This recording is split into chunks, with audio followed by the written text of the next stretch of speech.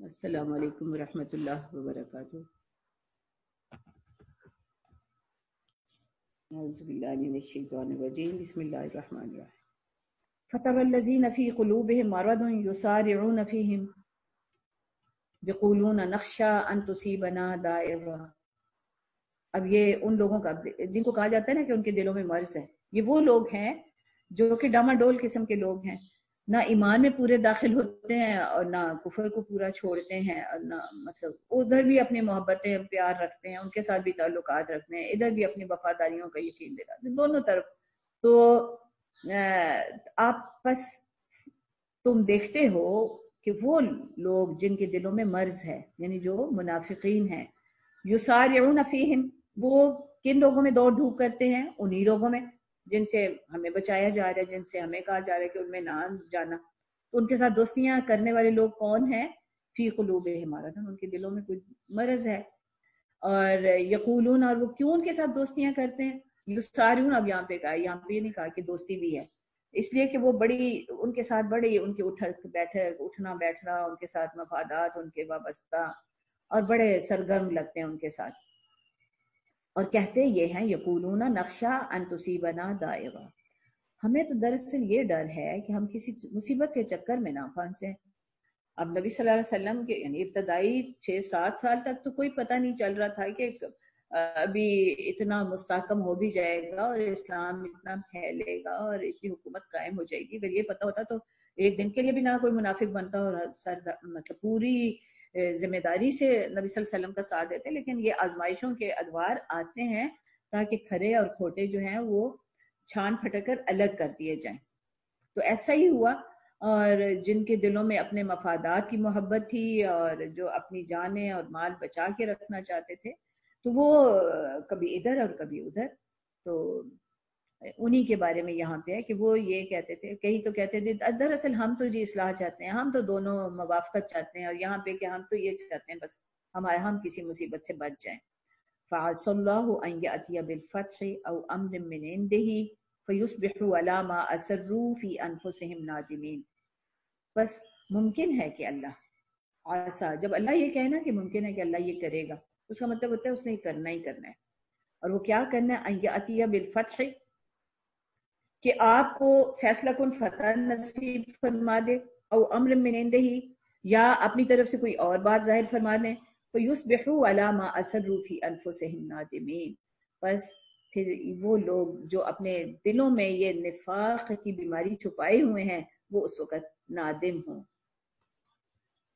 اب یہ جب آیات نازل ہوئی ہیں اس وقت تو ابھی مکہ فتح نہیں ہوا تھا، تو یعنی یہ ایک طرح کا ایک خوشخبری ہے کہ وہ وقت آنے والا ہے جب آپ کو ایک فتح مبین عطا فرمائی جائے گی۔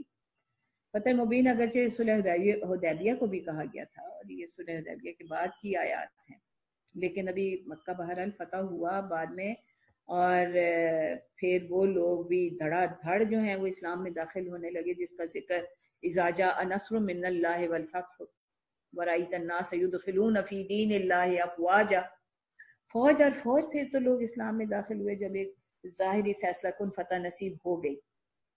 تو اس وقت پھر ان لوگوں کو ہوتا تھا کہ ہم تو پیچھے رہ گئے، بلکہ ایسا ہوا کہ حضرت عمر کے زمانے کی بات ہے کہ جو لوگ مطلب بظاہر معاشرے میں کم حیثیت سمجھے جاتے تھے، تو وہ حضرت عمر کے پاس بیٹھے ہوتے تھے، ان کی بڑی پذیرائی کرتے، اور ان کی خاطر وہ بڑے بڑے سرداروں کو، جو قریش کے بڑے بڑے سردار تھے، انہیں انتظار کرنا پڑتا ملاقات کے لیے۔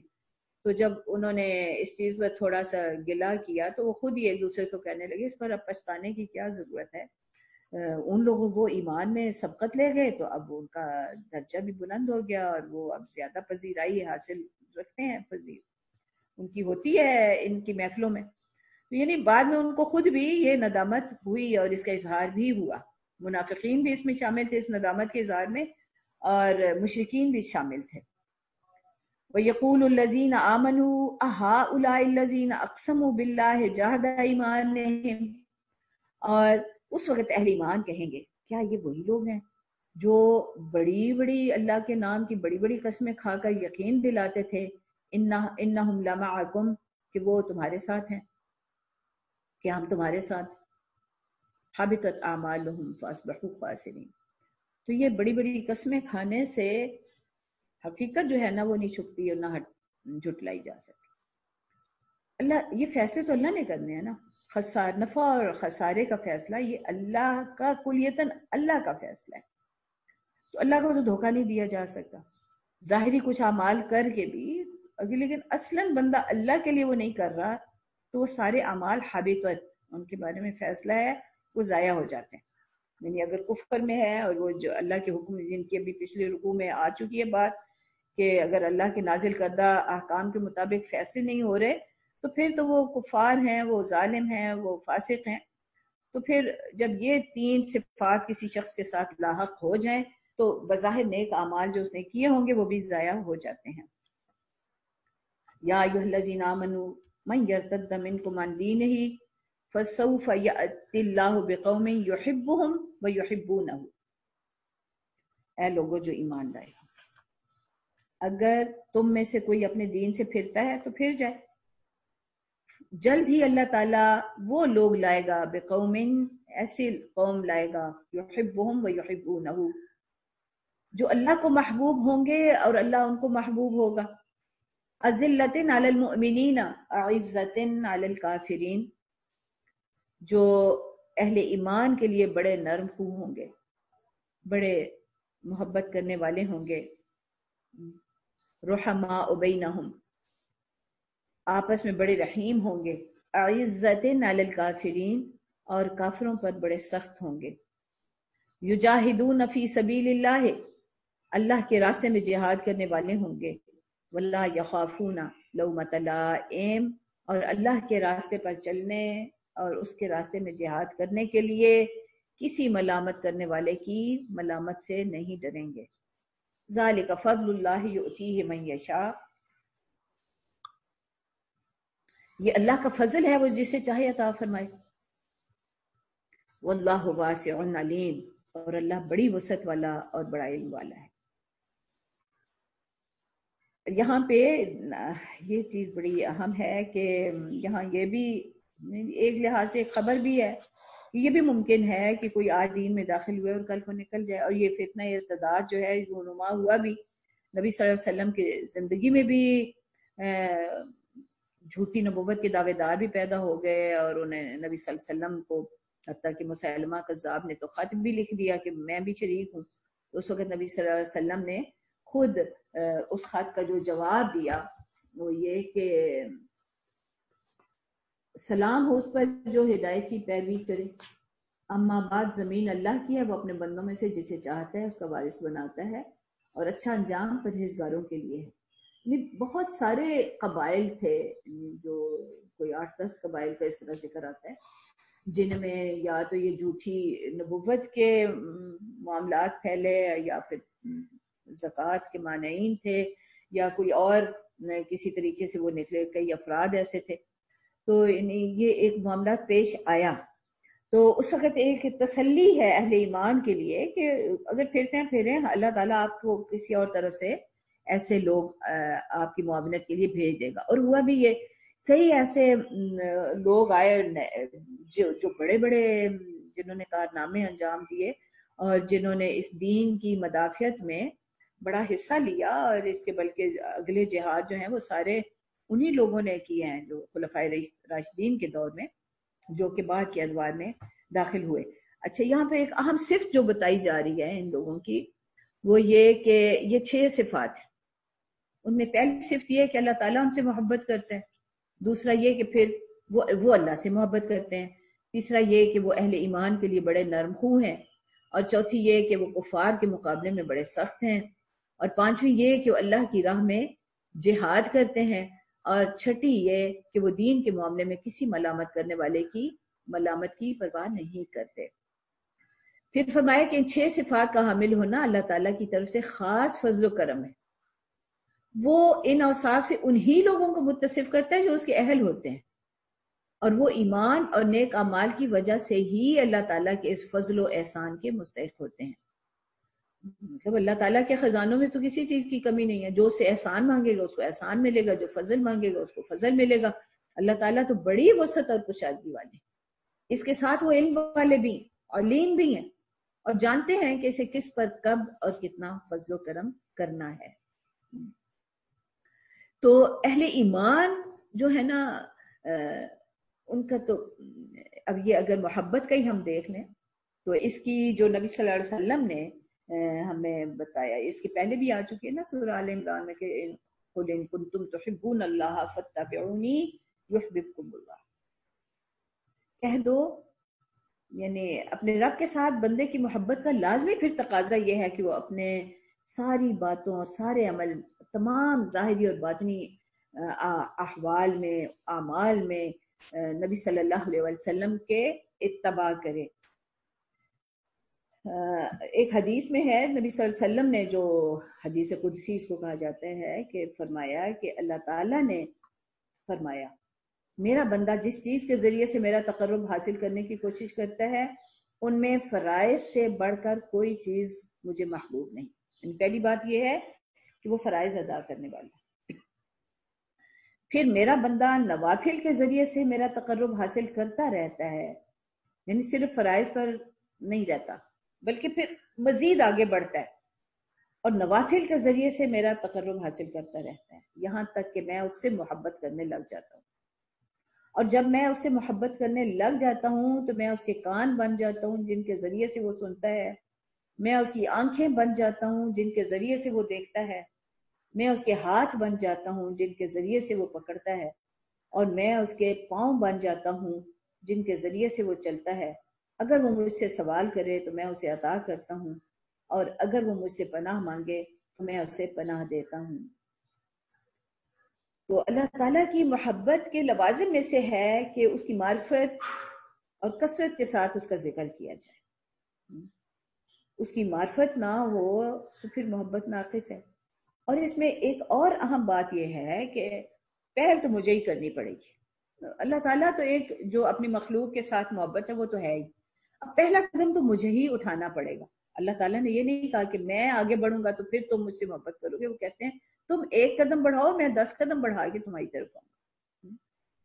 تم ایک ہاتھ مطلب وہ ایک بالش تو میں ایک ہاتھ، مطلب وہ تو مثالیں اب اللہ تعالیٰ کی تو اپنی ہے نا، اس کا تو ہم اندازہ ہی نہیں لگا سکتے. تو ہم آگے بڑھیں تو صحیح، یعنی یہ نہیں کہا گیا تم کچھ بھی نہ کرو میں پھر بھی محبت کروں، نہیں، تم پہلے فرائض تو ادا کرو نا، پھر تمہارے اندر ایک شوق پیدا ہوگا، پھر تم اور زیادہ کرنا چاہو گے. پھر ایک اور بات یہ ہے کہ ان چیزوں کا جب لذت سے بندہ آشنا ہو جاتا ہے اور ان کا ذوق پیدا ہو جاتا ہے پھر کسی دوسری چیز میں دل بھی نہیں لگتا، پھر دوسرے قصے کہانیوں اور لہو و لعب کا شوق ہی نہیں رہتا، پھر باقی ساری انٹرٹینمنٹس جو ہے نا وہ ہیچ ہو جاتی ہیں. پھر بندے کو سب سے زیادہ لطف اور سب سے زیادہ مزہ اللہ تعالیٰ کی اس کتاب میں آئے گا، اس کے ساتھ تعلق میں آئے گا، اللہ تعالیٰ کے ساتھ تعلق رکھنے والے لوگوں کی محفلوں میں آئے گا. یہ ذوق کی اور محبت کی بات ہے، اور یہ بندہ کبھی یہ ایسے ایک دم نہیں القاء ہو جاتی لوگوں کے دلوں میں. یہ بندہ ایک قدم آگے رکھتا ہے، اس پہ آگے چلنا شروع کرتا ہے. پہلے بچے کی طرح ہو سکتا ہے ابھی صرف کرالنگ کرے، اپنے گھٹنوں کے بل چلے، آہستہ آہستہ چلے، پھر ڈگمگاتا ہوا چلے گا، لیکن پھر پختہ ہو جائے گی نا اس کی چال، پھر وہ چلتا جائے گا، پھر سرپٹ دوڑے گا، پھر وہ نوافل کے ذریعے اللہ تعالیٰ کی محبت کے حصول کی کوشش کرے گا. تو یہ محبت کے حصول کی کوشش بھی ضروری ہے اور دعا بھی ساتھ. اللہم انی اسألک حبک وحب من یحبک. اور یہ پہلے بھی ہم اس کی تفصیل سے بات کر چکے ہیں. تو یہ محبت کا حصول جو ہے یہ بڑا ضروری ہے. تو پہلی بات تو یہ ہے کہ اللہ تعالیٰ بتا رہے ہیں کہ وہ ایسے لوگ اللہ تعالیٰ مطلب ریپلیسمنٹ اللہ کا کام ہے. ایک گروہ کو لے جائے گا، نہیں آتا دین کی طرف نہ صحیح، وہ اپنے دین کا خود محافظ ہے، تم نہیں کرو گے ہم کسی اور کو اٹھا لیں گے. دیکھیں جب جو نسلی مسلمان چلے آ رہے تھے، جب انہوں نے سستی دکھائی اللہ تعالیٰ نے چنگیزیوں کو ان کے اوپر مسلط کر دیا، اور پھر ان میں وہ لوگ پیدا کیے جو اس دین کے پاسبان بن گئے. اور بعد کی حکومتیں بڑی بڑی جو ہیں، یہ مغل شغل سارے اسی نسل سے تو تھے، اور انہوں نے بڑا کام کیا. اس دین کی سیاسی حفاظت بھی بڑی ضروری ہوتی ہے، کیونکہ اس ذریعے سے بھی اللہ تعالیٰ جو ہے اس کا نظام عدل، نظام معیشت، سارے معاشرت ساری جو ہے وہ قائم ہوتی ہے. جبکہ ایک اوپر ایک سربراہ جو ہے وہ اگر ٹھیک ہے تو باقی معاملات بھی خود ہی ٹھیک ہونے لگ جاتے ہیں. تو یہ چیزیں بھی بڑی اہم ہیں. تو لیکن ایک آپس کا رویہ جو ہے، پہلے یہ تو دیکھو کہ تمہاری محبتیں کس کے ساتھ ہیں، تم کس کے ساتھ نرم خو ہو، محبت رکھتے ہو. اذلۃ علی المؤمنین اعزۃ علی الکافرین، یہ بنیادی صفات جو ہے نا یہ اب پیدا کرنی ضروری ہے. اور ہم ابھی سورہ نساء پڑھ چکے ہیں، اس میں ساری وہ باتیں بتائی گئی جو ان سارے رخنوں کو دور کرنے والی ہیں، جو کہ اہل ایمان کے گروہ میں اور ان کی معاشرت میں کمزوری پیدا کر سکتے ہیں یا ان کے دلوں کو ایک دوسرے سے دور کر سکتے ہیں. اور وہ کام بتائے گئے جن کے ذریعے ہم ایک دوسرے کے دلوں کو ایک دوسرے کے ساتھ جوڑ کے رکھ سکتے ہیں اور دلوں کی کدورتوں کو نکال سکتے ہیں، جھگڑوں کو نکال سکتے ہیں. اور میں یہ سمجھتی ہوں کہ اگر آج بھی ہم یہ سورہ مائدہ اور نساء پہ ہی عمل کرنا شروع کر دیں تو یہ عدالتوں کے مقدمے جن سے ہر کوئی پریشان ہے کہ جی اتنے ختم بڑھتے ہی چلے جاتے ہیں، تو یہ 90-95% تو یوں ہی ختم ہو جائیں گے. اگر صرف یہ اس ایک آیت پر عمل شروع کر دیں کہ اذلۃ علی المؤمنین، صرف اہل ایمان کے ساتھ ہمارا رویہ جو ہے وہ عاجزی والا ہو، محبت والا ہو، پیار والا ہو، ان کے حقوق ادا کرنے والا ہو. اذلۃ میں یہ ساری چیزیں آ جائیں گی. عزت ہاں روب دکھانا ہے، بڑا تمہارے اندر ہے کہ بھئی میں بڑا، میں یہ میں وہ، دھمکیاں دینی ہے کفار کو دو جا کے. ان کے مقابلے میں اپنے یہ تڑیاں دکھاؤ نا. یجاہدون فی سبیل اللہ، ان کی ساری قوتیں اللہ کے راستے میں جہاد میں لگتی ہیں. ولا یخافون لومۃ لائم، اور وہ اس معاملے میں کسی ملامت کرنے والے کی ملامت کا خوف ہی نہیں آتا. انہیں یہ ہوتا ہی نہیں کہ لوگ کیا کہیں گے، انہیں پھر پرواہ ہی نہیں رہتی. انہیں صرف ایک ہی فکر ہے، میرا رب، میرا محبوب مجھ سے راضی رہے. اور پھر ذالک فضل اللہ یؤتی من یشاء، جو یہ چیز حاصل کرنا چاہتا ہے اس کو مل جاتی ہے. انما ولیکم اللہ ورسولہ، تمہارے ولی تو در حقیقت اللہ ہے. یہ ایمان کے دائرے میں داخل ہوئے ہو تو پھر اللہ کے سوا ولی ہو کون سکتا ہے تمہارا؟ تم جب اس کے دین میں داخل ہوئے، تم اللہ کے دین میں داخل ہوئے، تم اللہ کے حکم پر چلنا چاہتے ہو تو پھر وہ تمہارا ولی ہے. ورسولہ، اور اس کا رسول بھی. والذین آمنوا الذین، اور وہ لوگ جو ایمان لائے. اب دیکھیں نا، اللہ تعالیٰ نہ اپنے کو صرف بتا رہے ہیں نہ اپنے رسول کی، اہل ایمان کی صفات بتا رہے ہیں. ہاں یہ دھیان سے دیکھنا کہ ایمان والے ہیں کون سے. الذین یقیمون الصلاۃ، کوئی ظاہری علامتیں تو دیکھو گے نا. جب کسی کے ساتھ کوئی تعلق قائم کر رہے ہو، کوئی دوستی کر رہے ہو، تو یہ تو دیکھو کہ وہ اللہ تعالیٰ کے بنیادی فرائض جو وہ ادا کر رہا ہے. اور وہ یقیمون الصلاۃ ویؤتون الزکاۃ وہم راکعون. راکعون صرف بتائیے، حالانکہ سجدہ اور رکوع جو ہے وہ نماز کے حصے ہیں، لیکن رکوع جو ہے یہ ایک عاجزی کی کیفیت کو بھی کہا جاتا ہے کہ ان کی روش جو ہے وہ بڑی عاجزانہ ہوتی، بڑی عاجزی کے ساتھ وہ ایک دوسرے کے ساتھ رہتے ہیں. وَمَن يَتَوَلَّ اللَّهَ وَرَسُولَهُ وَالَّذِينَ آمَنُوا فَإِنَّ حِزْبَ اللَّهِ هُمُ الْغَالِبُونَ. دیکھیں جی کیا بات ہے، اللہ تعالیٰ نے اب ایسے ان صفات سے متصف لوگوں کو حزب اللہ میں شامل کر لیا، وہ ان کی جماعت بن گئے. گویا کہ دو ہی جماعتیں ہیں اس زمین پر، یا حزب اللہ ہیں، جو لوگ اللہ کے حزب میں شامل ہیں وہ حزب اللہ ہیں، اور جو اللہ کے احکام کے مطابق فیصلہ نہیں کرتے وہ حزب غیر اللہ کہہ لیں، وہ کسی اور کے بھی ہو سکتے ہیں، یا حزب شیطان کہہ لیں، وہ کسی اور حزب میں ہو سکتے ہیں، اللہ کے حزب میں نہیں. اللہ کے حزب میں صرف وہ لوگ ہیں جو اللہ اور اس کے رسول اور اہل ایمان کو اپنا دوست بناتے ہیں. یا ایھا الذین آمنوا، اے لوگوں جو ایمان لائے ہو، لا تتخذوا الذین اتخذوا دینکم ہزوا ولعبا، تم بالکل ان لوگوں کو نہ پکڑنا. لا تتخذوا الذین اتخذوا دینکم، انہیں ان کے ساتھ دوستی نہ رکھنا، ان کے ساتھ تعلق نہ رکھنا جنہوں نے تمہارے دین کو کھیل تماشا بنا لیا، تفریح کا سامان بنا لیا. من الذین اوتوا الکتاب، چاہے وہ اہل کتاب میں سے ہوں، من قبلکم، جن کو تم سے پہلے کتاب دی گئی، والکفار، اور یا وہ کفار میں سے ہوں، اولیاء، انہیں ولی نہ بنانا، انہیں اپنا دوست نہ بنانا. پتہ نہیں اللہ میں وہ ہماری کتنی فکر ہے کہ کسی طرح ہمارا دین بچ جائے، ہم اس کے راستے سے ہٹنے نہ پائیں. بار بار یہ کہتے ہیں دیکھو فلاں کے ساتھ دوستی نہ رکھنا، وہ تمہیں غلط کام پہ لے جائے. یہ کتنی ایک باپ کی طرح کی شفقت ہے کہ جس طرح باپ کو فکر ہوتی ہے کہ میرا بچہ جو ہے وہ اچھے لوگوں میں اٹھے بیٹھے تاکہ اس کے میں اندر اچھی صفات جو ہیں وہ پیدا ہوں، اچھے طور طریقے وہ سیکھے، غیر مہذب طور طریقے نہ سیکھے۔ تو یہاں پر بار بار یہی تلقین کہ دیکھو نہ، چاہے وہ کفار میں سے ہوں، چاہے وہ مشرکین میں سے ہوں، مطلب یہاں پر خاص طور پہ اہل کتاب کا، کہ یہ نہ سمجھنا کہ بھئی ان کے پاس بھی کتاب ہے، چلو ان کے ساتھ تو میری دوستی ہو سکتی ہے۔ نہیں نہیں، ولی نہ بنانا انہیں، انہوں نے تو تمہارے دین کو کھیل تماشا بنایا ہوا ہے، مذاق اڑاتے ہیں تمہارے دین کا۔ اب اس معاملے میں اب میرا خیال ہے اس معاملے میں ہم سے زیادہ کون گواہ ہوگا کہ کن کن طریقوں سے انہوں نے ہمارے دین پر استہزاء کیا، اور ہمارے مطلب اس حد تک بھی اور باتوں کو تو چھوڑیں، نبی صلی اللہ علیہ وسلم کی ذات مبارکہ کو بھی نہیں چھوڑا انہوں نے اس معاملے میں۔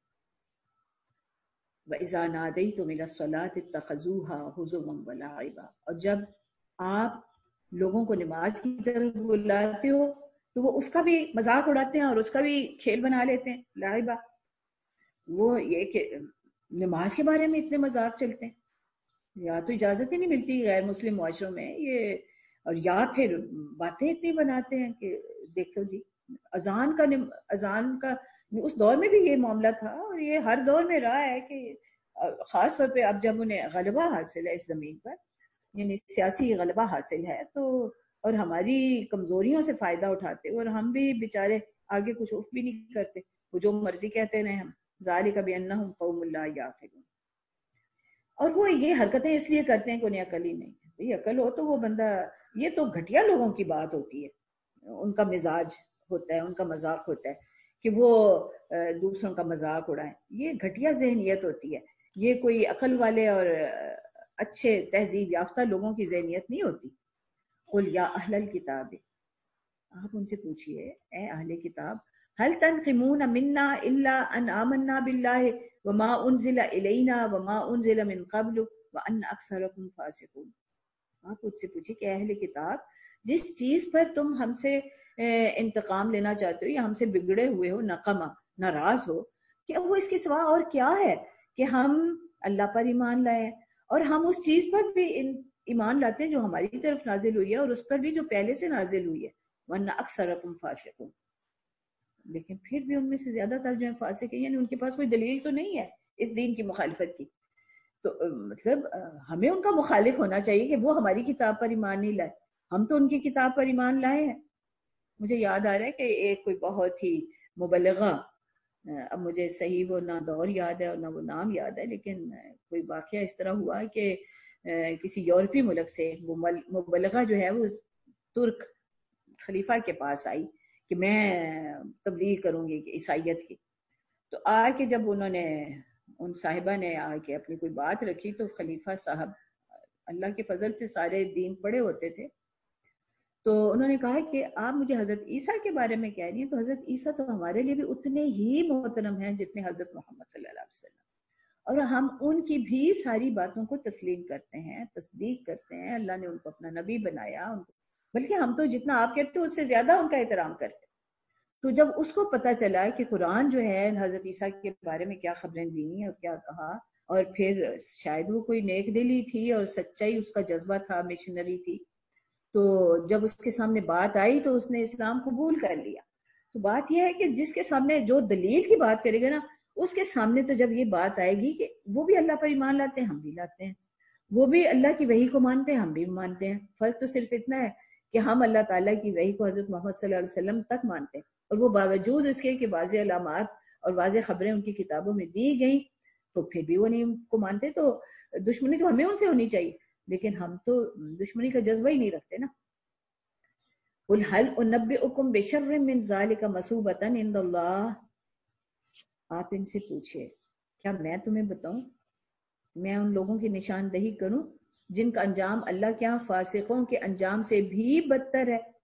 من لعنہ اللہ وغضب علیہ، جن پر اللہ نے لعنت کی اور جن پر اس کا غضب ہوا، وجعل منہم القردۃ والخنازیر وعبد الطاغوت، جن میں سے کچھ لوگ بندر اور سور بنائے گئے اور جنہوں نے طاغوت کی بندگی کی۔ اولئک شر مکانا واضل عن سواء السبیل، وہ لوگ تو ان کا درجہ اور بھی زیادہ برا ہے، وہ اور بھی بری جگہ پر ہیں، اور وہ سواء السبیل سے بہت زیادہ بھٹکے ہوئے ہیں۔ وَإِذَا جَاءُوكُمْ قَالُوا آمَنَّا وَقَدْ دَخَلُوا بِالْكُفْرِ وَهُمْ قَدْ خَرَجُوا بِهِ. اب یہاں پر جن کا ذکر ہے وہ خاص طور پر یہود مراد ہیں، اور ان میں سے بہت سارے لوگ تھے کہ وہ یہ پہلے بھی قرآن تذکرہ کر چکا ہے کہ نبی صلی اللہ علیہ وسلم کے پاس آتے تو کہتے کہ ہاں جی ہم بھی ایمان لائے ہیں جیسے آپ لاتے ہیں، لیکن جب اللہ تعالیٰ یہ فرما رہے ہیں کہ وَإِذَا جَاءُوكُمْ قَالُوا آمَنَّا، جب وہ آپ کے پاس آتے ہیں تو کہتے ہیں ہم ایمان لائے، وَقَدْ دَخَلُوا بِالْكُفْرِ وَهُمْ قَدْ خَرَجُوا بِهِ، حالانکہ جب وہ آپ کے پاس داخل ہوئے تو کفر کے ساتھ داخل ہوئے اور جب نکلے تو اسی کے ساتھ واپس گئے. وَاللَّهُ أَعْلَمُ بِمَا كَانُوا يَكْتُمُونَ، اور اللہ خوب جانتا ہے جو دلوں میں چھپائے ہوئے ہیں. وَتَرَى كَثِيرًا مِّنْهُمْ، آپ ان میں سے زیادہ تر کو دیکھو گے، يُسَارِعُونَ فِي الْإِثْمِ وَالْعُدْوَانِ وَأَكْلِهِمُ السُّحْتَ، وہ گناہ اور زیادتی کے کاموں میں دوڑ دھوپ کرتے ہیں، یعنی ان کی ساری سوچ جو ہے نا وہ دوسروں کو نقصان پہنچانے پر ہوتی ہے. وَأَكْلِهِمُ السُّحْتَ، اور وہ حرام کھاتے ہیں. لَبِئْسَ مَا كَانُوا يَعْمَلُونَ، کتنا برا عمل ہے جو وہ کرتے.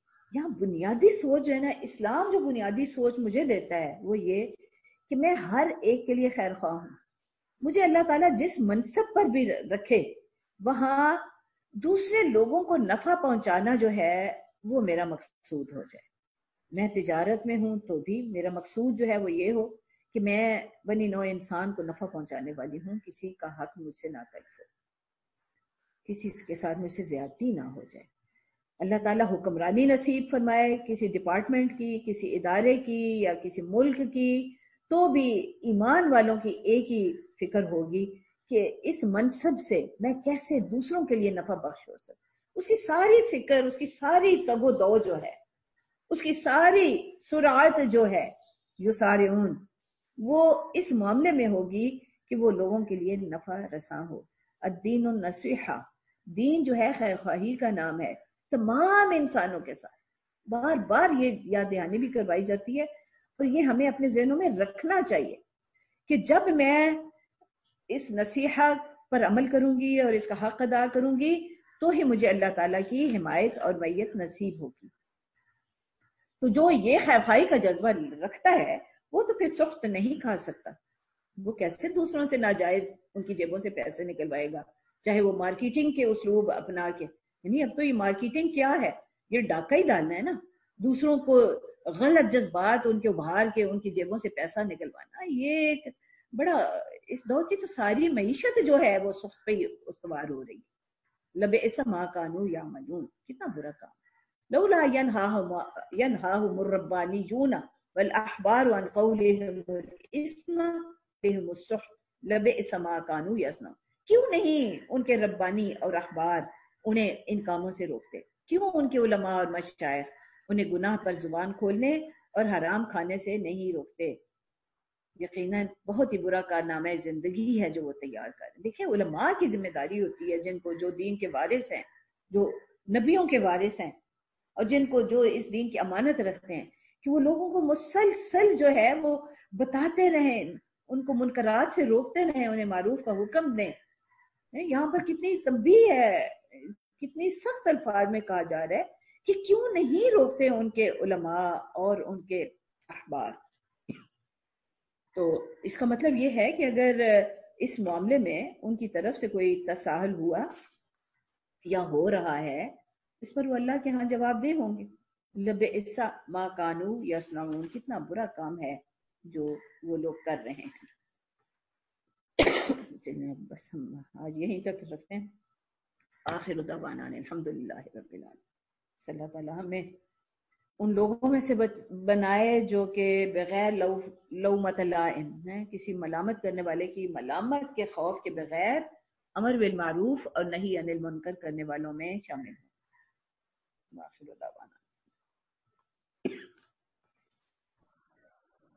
دعوانا الحمدللہ رب العالمین.